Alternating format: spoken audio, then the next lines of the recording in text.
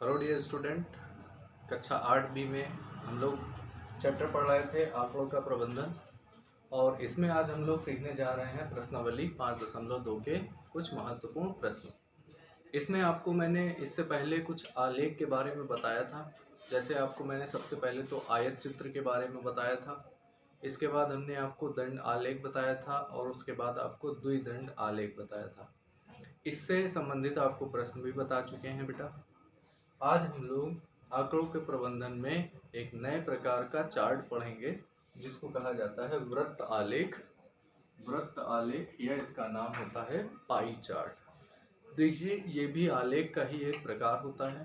आंकड़ों की जानकारी को दर्शाने का ये एक तरीका होता है जिसमें हम एक वृत्त का प्रयोग करते हैं, यानी हम एक वृत्त बनाते हैं और वृत्त के कई सारे घटक बनाते हैं, यानी वृत्त को कई भागों में बांट लेते हैं। जैसे त्रिज्यखंड, वृत्त के जो कई भाग होते हैं जिन्हें हम त्रिज्यखंड कहते हैं।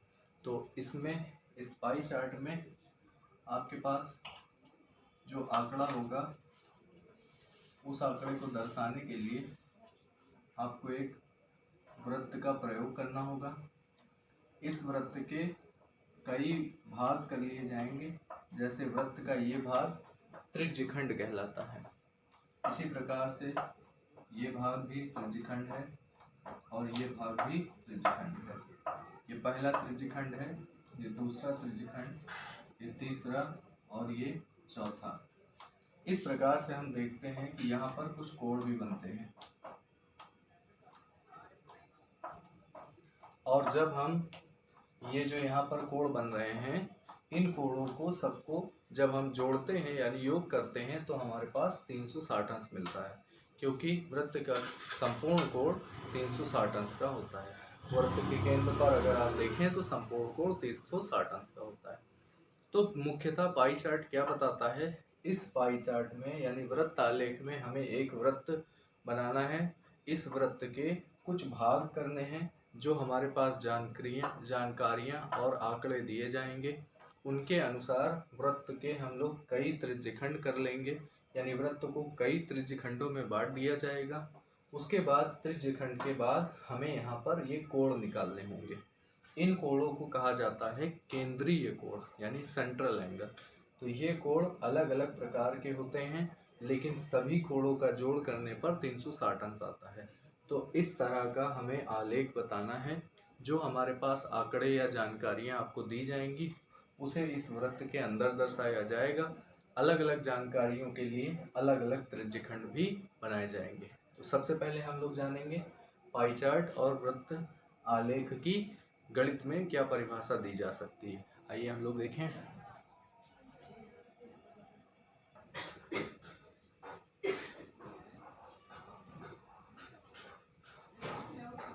देखिए स्टूडेंट्स, यहाँ पर आपको पाई चार्ट या वृत्त आलेख की परिभाषा क्या बताई जा सकती है। जैसा कि यहाँ पर आपको चित्र देख रहे हैं, ये जो है इन्हें हम घटक कहते हैं।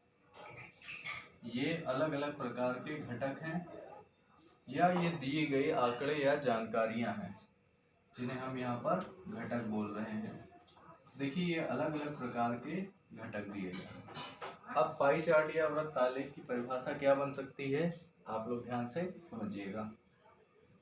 वृत्त आलेख यानी जिसको हम पाई चार्ट कहते हैं, इसमें विभिन्न प्रेक्षणों या घटकों को, प्रेक्षणों का मतलब होता है किसी भी जानकारी को जब हम इकट्ठा करते हैं तो वो एक प्रेक्षण होता है, ठीक है। तो विभिन्न प्रेक्षणों या घटकों को वृत्त के त्रिज्यखंडों द्वारा प्रदर्शित करते हैं। देखिए, यहाँ पर ये जो पार्ट आप देख रहे हैं इसे त्रिज्यखंड कहते हैं। जैसे अगर हम इस प्रकार का एक भाग अलग कर दें वृत्त से, तो ये भाग कहलाता है त्रिज्यखंड। तो देखिए, इस तरह के बहुत सारे त्रिज्यखंड इस वृत्त में बने हैं। कुल मिला के 4 त्रिज्यखंड बने हैं। तो वही यहाँ कहा गया है, वृत्त आलेख या पाई चार्ट में विभिन्न प्रेक्षणों या घटकों को वृत्त के त्रिज्यखंडों द्वारा प्रदर्शित करते हैं, त्रिज्यखंड के द्वारा प्रदर्शित करते हैं तथा संपूर्ण वृत्त घटकों के योग को दर्शाता है। अगर आप ये घटक जितने यहाँ पर आपको दिख रहे हैं, इन सबको आप अगर जोड़ देंगे यानी योग कर देंगे तो ये पूरा मिलकर एक संपूर्ण वृत्त बना देगा। तो इस तरह से हमें जो जानकारियां दी जाएंगी उसको हम इस तरह से वृत्त आलेख में अलग अलग तरीके से दर्शाएंगे। वृत्त में अलग अलग तरह के त्रिज्यखंड बनाएंगे।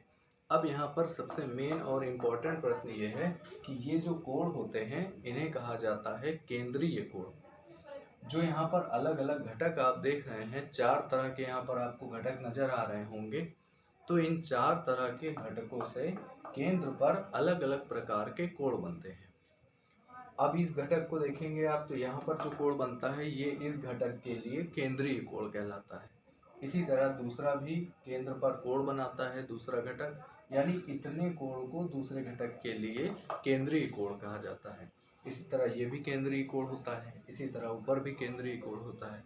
तो अब प्रश्न ये होता है कि हम ये जब इस वृत्त आलेख यानी पाई चार्ट को जब हम बनाएंगे तो ये त्रिज्यखंड कितने कितने दूरी पर लेंगे। सबसे पहले तो ये प्रश्न बनता है। दूसरा, ये कोण कितने कितने आपको लेने हैं। तो आपको ध्यान रखना होगा कि जब यहाँ पर त्रिज्यखंड आपको बनाने होंगे तो यहाँ पर आपको केंद्रीय कोण की जरूरत पड़ेगी। तो अब हम लोग जानते हैं, आइए हम लोग देखें कि केंद्रीय कोण किस प्रकार से निकाला जाता है और उसके लिए क्या फार्मूला प्रयोग किया जाता है। ठीक है,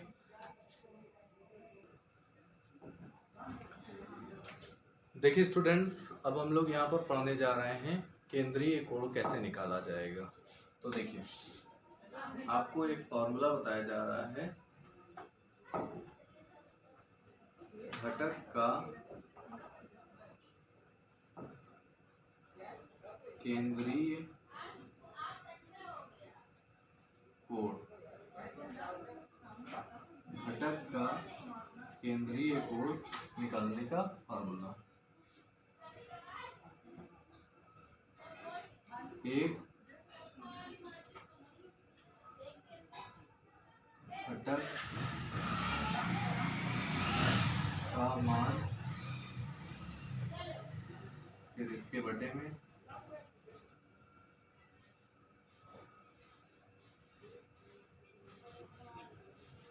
सभी घटकों के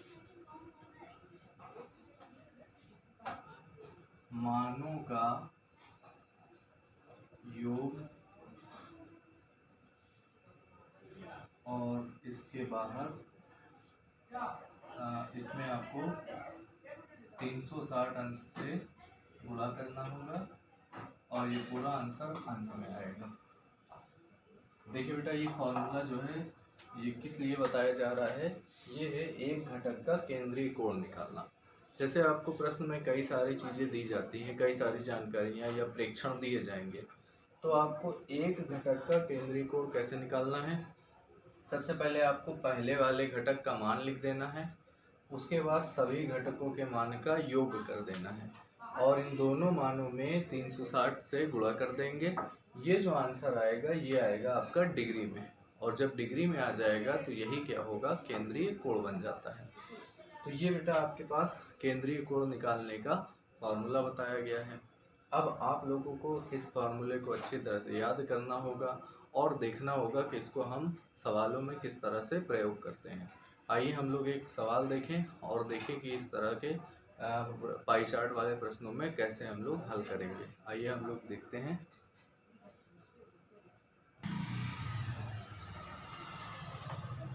देखिए स्टूडेंट्स, पाई चार्ट से संबंधित यहाँ पर एक प्रश्न दिया गया है और देखिए यहाँ पर एक पाई चार्ट बनाया गया है। ये आपका प्रश्न उदाहरण नंबर 1 है। देखिए आप लोग ध्यान से कि इस सवाल में क्या कहा जा रहा। संलग्न पाई चार्ट, ये देखिए पाई चार्ट बनाया गया है। एक महीने में एक परिवार के विभिन्न मदों में व्यय और उसकी बचत प्रतिशतों में दर्शाया गया है।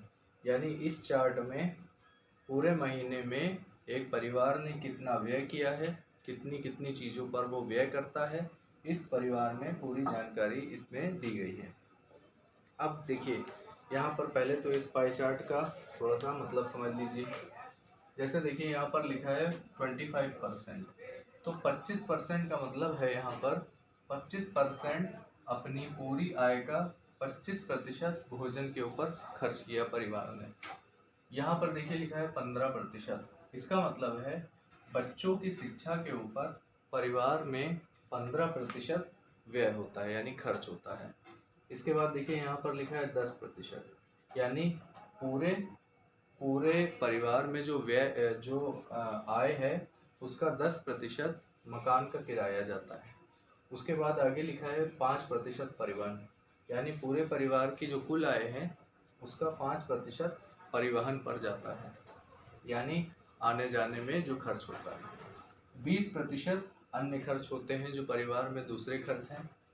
15% वो पूरे आय का अपनी बचत करते हैं, और 10% पूरी आय का कपड़े के ऊपर खर्च करते हैं, यानी व्यय करते हैं। तो इस तरह से ये हमें एक पूरी संपूर्ण जानकारी दी गई है। ये जानकारी आपको दी गई है एक कुल आय में से इतने इतने प्रतिशत हर जगह अलग अलग खर्च होते हैं। अब आपसे देखिए प्रश्न क्या पूछा जा रहा है। आपसे बेटा पहला प्रश्न पूछा गया है, किस मद में व्यय सबसे अधिक है, यानी कौन सी ऐसी चीज है जिसमें परिवार सबसे ज्यादा खर्च करता है। तो आप लोग ध्यान से देखिएगा, यहाँ पर इस पूरे पाई चार्ट में सबसे ज्यादा खर्च भोजन पर हो रहा है।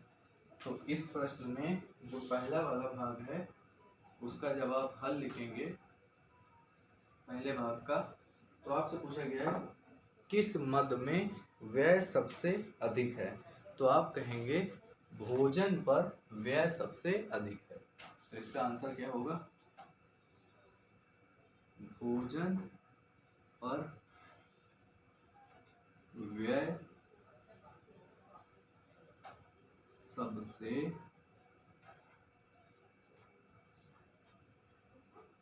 अधिक है, यानी परिवार में सबसे ज्यादा खर्च भोजन के ऊपर किया जाता है।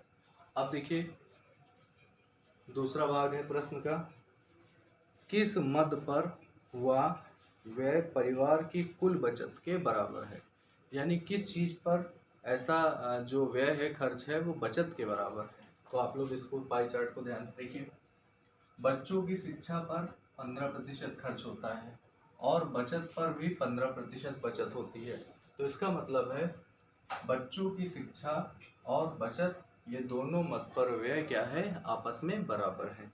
तो इस प्रश्न का उत्तर होगा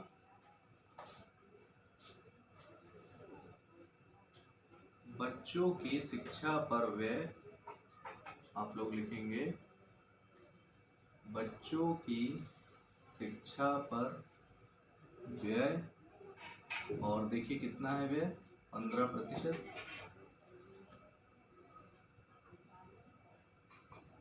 बचत के बराबर है, यानी बच्चों की शिक्षा पर जो व्यय हो रहा है वो किसके बराबर है, बचत के बराबर है। आते हैं अब हम लोग इस प्रश्न के तीसरे भाग पर, यदि परिवार की मासिक बचत 3,000 है तो कपड़े पर हुआ मासिक व्यय बताइए। देखिए ये कहा गया है कि पूरा परिवार की जो मासिक आय है वो है 3,000 रुपये। तो आपसे पूछा जा रहा है कपड़ों पर हुआ मासिक व्यय बताइए। तो देखिए यहाँ पर कपड़े पर 10% खर्च होता है। तो देखिए ये जो आपको यहाँ प्रतिशत दिए गए हैं, जैसे 10% आपको दिया गया है, ये परिवार की कुल आय का 10% है। इसी तरह जैसे यहाँ भोजन पर 25% है, तो परिवार की कुल आय जितनी है उसका 25% ही आपको निकालना है, वो भोजन में व्यय है। इसी तरह से कपड़ों पर व्यय कितना है, परिवार की कुल आय जितनी है उसका 10% आपको निकालना है। तो आइए हम लोग इस बात को देखें, इसको हम कैसे सॉल्व करेंगे। देखिए यहाँ पर आप लिखेंगे परिवार की मासिक आय, परिवार की मासिक आय ये कितने है, आपसे सवाल में कहा 3,000 है, और कपड़े पर व्यय बराबर आपको यहाँ पे लिखना होगा अतः कपड़े पर व्यय। देखिए आपको पाई चार्ट में दिया गया है 10%, तो ये 10% कुल परिवार की आय का है। यानी परिवार की आय है अगर 3000, तो आपको ये 10% 3000 का निकालना है। यानी आपको निकालना होगा 10%, और ये किसका आपको निकालना है 3000 का। तो प्रतिशत निकालने का तरीका होता है 10/100 और साथ में 3000। अब आप देखिए यहाँ पर एक जीरो से एक जीरो काट दीजिए, एक इसका जीरो काट दीजिए, तो आपके पास उत्तर मिल जाएगा 300 रुपये। यानी 300 रुपये जो है वो परिवार कपड़ों के ऊपर व्यय कर देता है। तो इस तरह से पाई चार्ट से हमें ये जानकारियाँ लेनी होती हैं, मिलती हैं। देखिए यहाँ पर आपको कोड निकालने की बात नहीं की गई है, लेकिन आगे जो प्रश्न मिलेंगे आपको उसमें कोड भी निकालने पड़ सकते हैं। अब आइए अगला प्रश्न देखें। देखिए स्टूडेंट्स, अगला प्रश्न सबसे ज़्यादा इम्पोर्टेंट है, जो है उदाहरण नंबर 2। तो देखिए आप सभी लोग इसको बुक में देखिएगा। एक विशेष दिन किसी बेकरी की दुकान में विभिन्न वस्तुओं की बिक्री रुपए में दी गई है। सबसे पहले दी गई है सामान्य ब्रेड, यानी सामान्य ब्रेड जो है वो 320 रुपए की बिकी है। फ्रूट ब्रेड 80 रुपए की बिकी।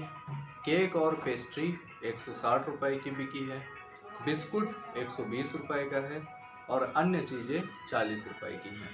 सभी मिलाकर 720 रुपए का कुल बिक्री है। इन आंकड़ों के लिए एक पाई चार्ट खींचिए। आपको पाई चार्ट बनाना है इससे। तो देखिए बच्चों, सबसे पहले आपको यहाँ पर जो बिक्री दी गई है वो एक घटक है। जैसे हमने आपको अभी केंद्रीय कोण निकालने के लिए घटक वाला एक सूत्र बताया था। अब आपको यहाँ पर केंद्रीय कोण ज्ञात करना होगा। तो देखिए ध्यान से,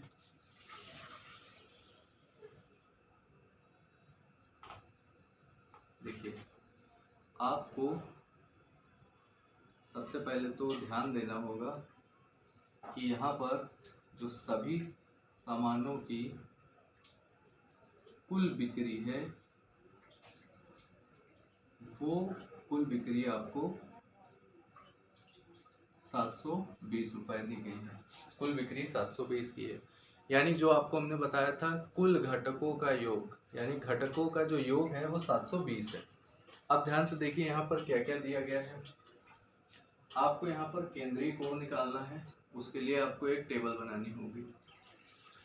एक तरफ आपको वस्तु लिखना होगा और दूसरी तरफ आपको उसकी बिक्री लिखनी होगी, और ये बिक्री आपको रुपए में लिखनी है। ठीक है। इसके बाद आपको एक टेबल बनानी होगी जिसमें आप निकालेंगे केंद्रीय कोण।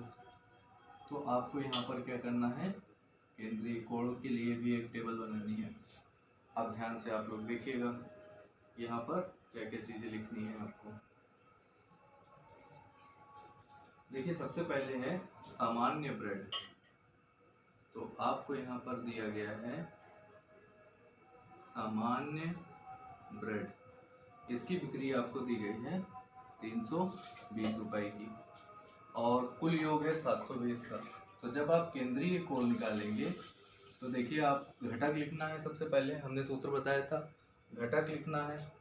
फिर आपको सभी घटकों का योग दिया गया है 720, और फिर आपको इसमें 360 से मल्टीप्लाई करना होगा।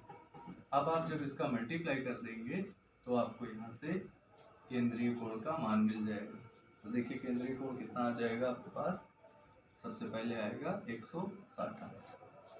इसी तरह से आपको दूसरी चीज दी गई है बिस्कुट। तो देखिए बिस्कुट आपको दिया गया है 120। बिस्कुट की बिक्री 120 है, तो आप इसके लिए कोण निकालेंगे 120, यानी घटक, उसमें 720 और उसमें 360 से गुणा करा देंगे। अब आप जब इसको गुणा कराएंगे तो आपके पास उत्तर आ जाएगा 60 अंश। अब यहाँ से देखिए तीसरी चीज क्या है, केक और पेस्ट्री है। तो देखिए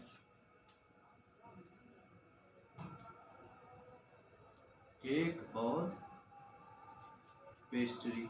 देखिए केक और पेस्ट्री की कितनी बिक्री है, 160।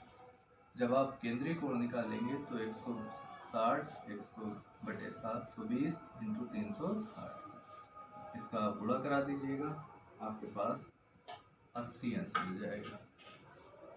इसके बाद फ्रूट ब्रेड देखिए कितनी है, 80। इसको आप 80/720 और उसमें 360 से गुणा कराएंगे।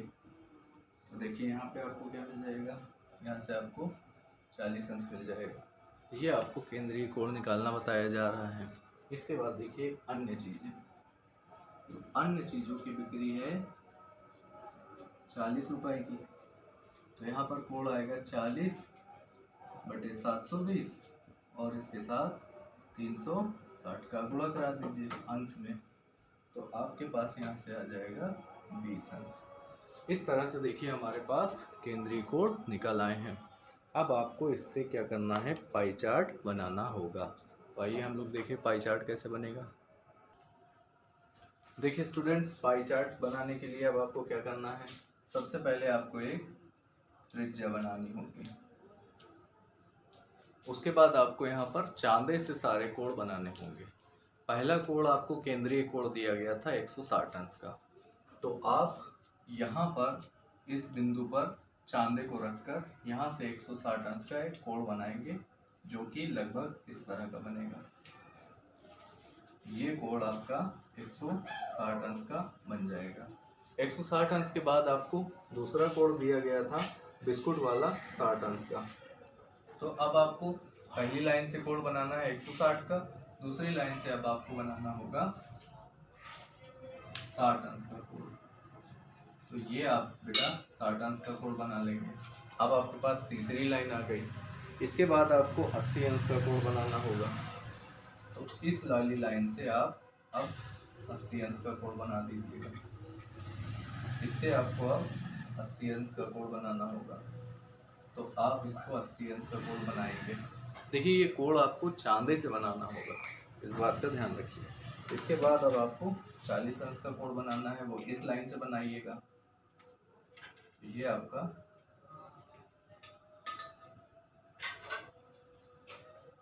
40 अंश का कोण बन जाएगा और फिर आप बचा वाला कोण अपने आप 20 अंश का हो जाता है।